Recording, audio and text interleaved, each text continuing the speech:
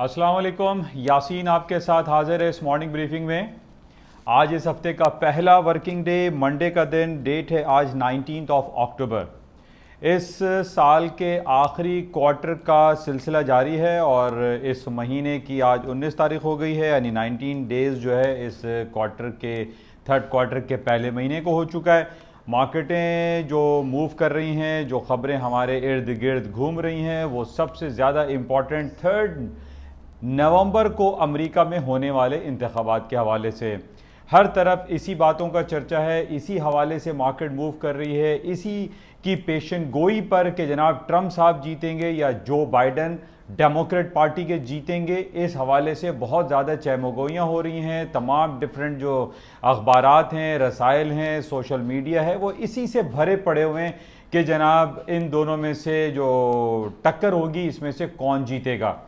बहरहाल ट्रंप साहब के हवाले से बातें तो आपके सामने ही हैं कि ट्रंप साहब जो 2016 में भी जीते थे और बहुत सारी बातें उस ज़माने में भी ये चलती चली आ रही थी कि जनाब ट्रंप साहब हार जाएंगे, लेकिन ऐसा नहीं हुआ और ट्रंप जीत गए और हिलरी क्लिंटन हार गई थी जो कि डेमोक्रेट की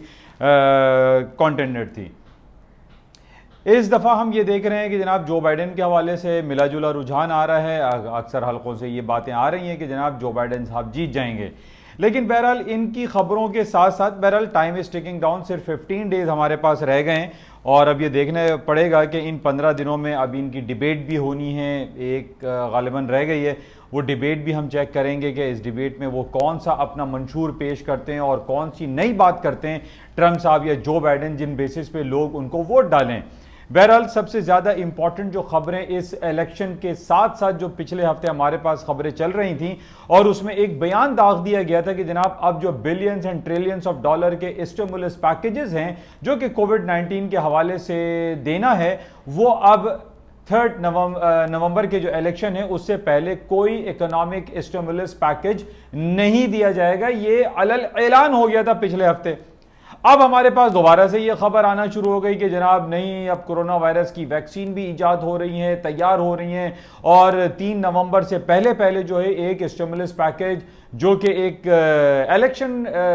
स्टंट कह सकते हैं, उस हवाले से भी बड़ी खबरें चल रही हैं कि जनाब दोनों में से दोनों जमातें जो हैं यानी डेमोक्रेट और रिपब्लिकन इस कोशिश में लगे कि जनाब हमारी वजह से इकोनॉमिक स्टिमुलस पैकेजेस दे दिया जाए, या अदर पार्टी ये कहती है कि हमारी वजह से इकोनॉमिक स्टिमुलस पैकेज दे दिया जाए ताकि उनको वोट ज्यादा से ज्यादा मिल सकें। तो बहरहाल ये एक इलेक्शन स्टंट हम कह सकते हैं और इसी बेसिस पे जहां पिछले हफ्ते हमारे पास ये खबरें थी कि जनाब कोई एक डॉलर भी नहीं दिया जाएगा और इस हफ्ते हमारे पास ये खबरें आना शुरू हो गई और इसी वजह से आज सुबह से जो हमारे पास मार्केट ट्रेड हो रही हैं, चाहे वो अमेरिका की S&P, डाउ जोन्स, नेस्डेक हो या यूरोपियन स्टॉक्स हैं या चाइनीज स्टॉक मार्केट को भी हम देख रहे हैं कि सब की सब across the board green line में, ग्रीन टेरिटरी में मार्केटें चल रही हैं और उसकी बुनियादी वजह सिर्फ यही बताई जा रही है कि जनाब इकोनॉमिक स्टिमुलस पैकेज जो है वो दे दिया जाएगा।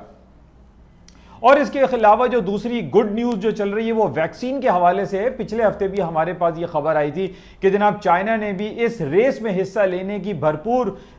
इजहार किया है और उसने ये कहा है कि कोरोना वायरस पैंडेमिक के कोविड-19 के हवाले से जो वैक्सीन तैयार की जा रही है उसमें चाइना भी भरपूर किरदार अदा करेगा। इसी बेसिस पे आज की जो हमारे पास जो मार्केट है उसमें हम पॉजिटिविटी का अंसर ज्यादा देख रहे हैं, यानी इकोनॉमिक स्टिमुलस पैकेजेस की भी पॉजिटिव खबर है, वैक्सीन की भी पॉजिटिव खबर है। अर्ली मॉर्निंग चाइना की जो हमारे पास इंडस्ट्रियल प्रोडक्शन की खबर आई या चाइना की जीडीपी की जो रिपोर्ट आई वो सब की सब प्लस है, बेहतरीन है, अच्छे नंबर्स में आई हुई हैं, जिसकी वजह से स्टॉक मार्केटों में हम तेजी का रुझान आज देख रहे हैं। अच्छा, इसके साथ ही आज गोल्ड और सिल्वर की हम बात कर लेते हैं। गोल्ड की कीमतें भी 1915 के करीब मार्केट चल रही है। काफ़ी अरसे से मैं आपको 2-3 लेवल्स गोल्ड के हवाले से देता चला आ रहा हूं। एक तो 1920 is a very important resistance as well as a supporting level है। अगर 1920 से ऊपर है तो सपोर्ट है, नीचे है तो रेजिस्टेंस है। इसी तरीके से नीचे के जो इंपॉर्टेंट लेवल है वो 1840 का है, लेकिन बहरहाल मार्केट वहां से तकरीबन $80-90 ऊपर खड़ी हुई है।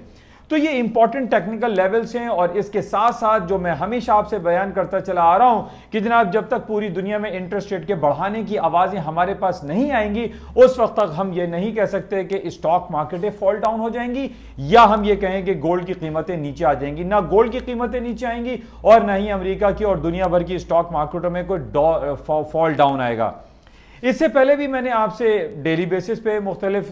मैं आपसे बयान करता ही रहता हूं कि जनाब दुनिया भर की स्टॉक मार्केटों को गिरने के लिए एक बहुत बड़ी खबर चाहिए, एक बहुत बड़ी एक ग्राउंड रियलिटी नेगेटिविटी की चाहिए कि जिस बेसिस पे हम ये कहेंगे जनाब स्टॉक मार्केटें तबाह हो जाएंगी, गिर जाएंगी, या फिर हमें ब्लैक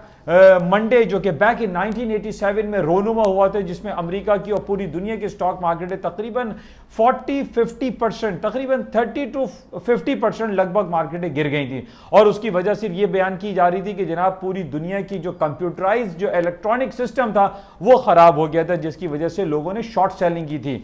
इस हवाले से अगर हमारे पास कोई खबर आ जाए कि जनाब कंप्यूटराइज कोई हैकिंग हो गई है या दुनिया के जितने भी कंप्यूटराइज सिस्टम है या डिजिटल जो ट्रेडिंग सिस्टम चल रहा है उसके अंदर कोई हॉल्ट पेश आ जाता है, उसके अंदर कोई प्रॉब्लम क्रिएट हो जाए तो शायद उसकी बेसिस पे स्टॉक मार्केटें गिर जाएं, या फिर अमेरिका और चाइना, अमेरिका और रूस, अमेरिका और यूरोपियन यूनियन के दरमियान कोई जंगी कैफियत रोनुमा हो जाए, या billions of trillions of dollar के दोबारा से जो एक दूसरे ममालिक के ऊपर टैक्सेशन की जो बातें हो रही हैं वो अगर हमारे सामने आए तो फिर हमें यह नजर आएगा कि जनाब दुनिया की स्टॉक मार्केटों में फॉल डाउन आएगा। Otherwise I personally don't feel, मेरे पास कोई ऐसी खबर नहीं है जिसमें मैं ये कहूं कि जनाब दुनिया की स्टॉक मार्केटें तबाह हो जाएंगी। पिछले 6-7 महीने में कोविड-19 के हवाले से आपके सामने बातें मौजूद हैं कि कोविड-19 में तकरीबन 30% स्टॉक मार्केटें दुनिया भर की क्रैश हो गई थी, इकोनॉमिक पहिया चल नहीं रहा था, पेट्रोल की कीमतें -$40 तक चली गई, मतलब अजीब व गरीब कहानियां थी। और उसके बाद हमने देखा कि ना तो कोविड रहा और फिर जनाब वैक्सीन की कहानियां आना शुरू हो गई 3-4 महीने पहले कि जनाब वैक्सीन तैयार हो रही है, हालात दोबारा से बेहतर होने चले गए, billions and trillions of dollar के इकोनॉमिक स्टिमुलस पैकेजेस देना शुरू कर दिए। यूरोप ने, अमेरिका में, रूस ने, चाइना ने, सब ने इकोनॉमिक स्टिमुलस पैकेज दिए, नए नए नोट छापने शुरू कर दिए जिसकी वजह से डीबेसमेंट ऑफ करेंसी हुई और करेंसियां गिरना शुरू हो गई, स्टॉक मार्केटें दोबारा ऊपर की तरफ चली गई। आज भी कुछ हालात इसके बरक्स दिखाई नहीं देते। आज हम देख रहे हैं कि पूरी दुनिया की स्टॉक मार्केटें दोबारा तकरीबन अपने हाई साइड पे ही खड़े हुए हैं। हम ये नहीं कह सकते कि मार्केटें डाउन साइड पे चल रही हैं, थोड़ा सा मार्केट में डाउनफॉल आता है, एक सर्टेन पीरियड ऑफ टाइम के लिए मार्केटें गिरती हैं, उसके बाद दोबारा से ऊपर जाना शुरू हो जाती हैं। तो यही सूरत हाल आज भी हमारे पास रोनुमा हो रही हैं। गोल्ड की कीमतें बहरहाल आप देखिएगा 1920 से ऊपर अगर मार्केट जाती है तो दैट्स गुड, मार्केट और ऊपर की तरफ चली जाएंगी, लेकिन अभी भी गोल्ड की कीमतें ऊपर की तरफ रहेंगी। डीबेसमेंट ऑफ करेंसी है, इंटरेस्ट रेट बढ़ा नहीं रहा है जिसकी वजह से गोल्ड की कीमतों में ऊपर का रुझान ज्यादा दिखाई देता है। दुनिया के बड़े बड़े बैंक हैं, HSBC है, बैंक ऑफ अमेरिका है, गोल्डमैन सैक्स बैंक है, वो तमाम अपनी तज्जियाती रिपोर्ट में ये कहते रहते हैं कि गोल्ड की कीमतें ऊपर की तरफ जाएंगी, बल्कि 2100, 2200, इवन 2500 तक की डॉलर पर आउंस की बातें होती हैं। तो बहरहाल इसमें अगर आप चांस लेने वाली बात है, चांस लेना चाहते हैं तो बाय करके चांस लीजिए। इसी तरीके से हम ये देख रहे हैं कि सिल्वर की मार्केट में भी कोई बरक्स नहीं है, सिल्वर भी ऊपर की तरफ मार्केट दिखाई देती है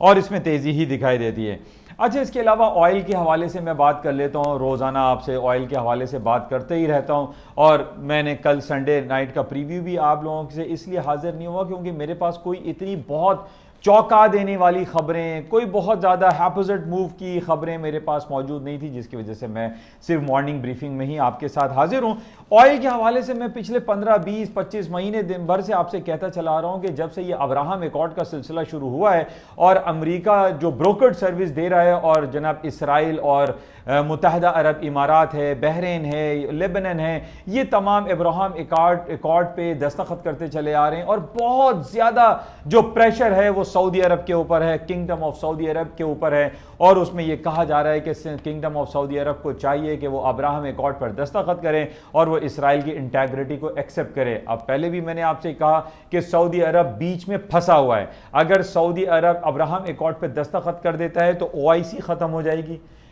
अरब लीग का शिराजा बिखर जाएगा। इस वजह से सऊदी अरब अभी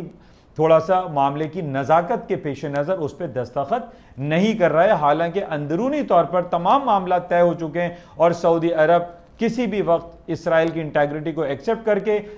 फ़लस्तीन की आवाम को